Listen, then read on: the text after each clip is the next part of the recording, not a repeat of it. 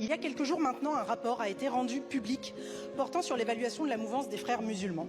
Ce rapport y dépeint leur stratégie d'entrisme à bas bruit dans notre pays et la diffusion de leur idéologie au sein de nos écosystèmes locaux. Nous le savons, les frères musulmans ont une stratégie qui repose en grande partie sur la victimisation.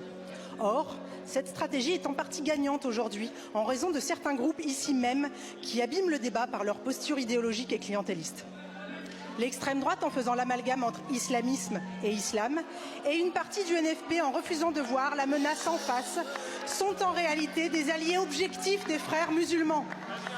Et si la polarisation du débat public et médiatique ne semble laisser le choix qu'entre une dangereuse restriction de nos libertés publiques d'une part et la passivité coupable de l'autre, nous défendons une autre voie.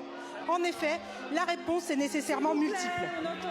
Elle consiste sans aucun doute à soutenir nos concitoyens de confession musulmane qui pratiquent leur religion en parfaite harmonie avec les valeurs de la République. Nous pensons que dénoncer l'entrisme des frères musulmans, c'est précisément protéger nos compatriotes de confession musulmane dont l'image est profondément abîmée par ceux qui dévoient leur religion.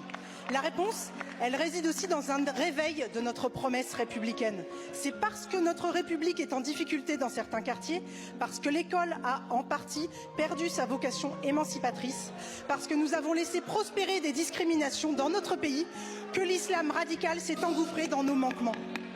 Enfin, la réponse doit nécessairement être aussi celle de mettre fin à nos petites lâchetés et nos grandes hypocrisies en faisant preuve d'intransigeance lorsqu'il s'agit de la moindre entaille faite à nos valeurs républicaines, qu'il s'agisse de la liberté de conscience chez nos enfants comme de l'égalité entre les femmes et les hommes. Alors, Monsieur le Ministre, comment pouvez-vous organiser et permettre un débat serein et déterminé autour de ce rapport afin qu'il constitue le point de départ d'une action résolue pour la préservation de notre République contre toute forme d'entrisme? Je vous remercie.